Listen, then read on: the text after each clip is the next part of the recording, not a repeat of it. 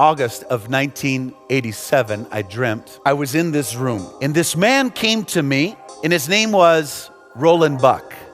Roland was a pastor in the western part of the U.S., over 3,000 miles away from where I lived. I never met this man. I never talked to this man. Actually, at the time, if I remember correctly, he was already gone and he was in the cloud of witnesses.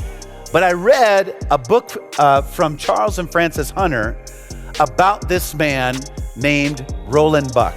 And Roland Buck was the guy they called the man who talked with angels. So as the dream continued, it shifted over to a guy that I was working with, that I'd worked with previously.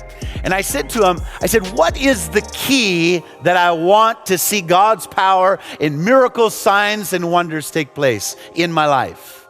And the man came up to me and he cupped his hands, and at the top of his lungs, he yelled into my ear 3 words: compassion, compassion, compassion.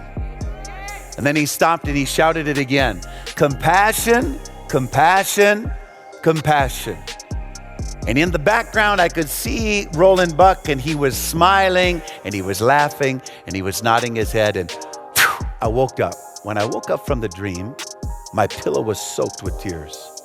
I was shaking. My whole body was shaking under the presence of God. Before I came out of the dream, I went and I heard a sound, and I wasn't awake, I was asleep, but I heard a sound outside of my flat where I stayed.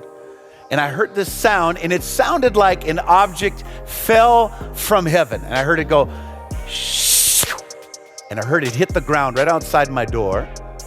And through the door, I could see, with the eyes of my spirit, I saw an angel walk in, and he bent over, and he began to whisper in my ear, compassion, compassion, compassion.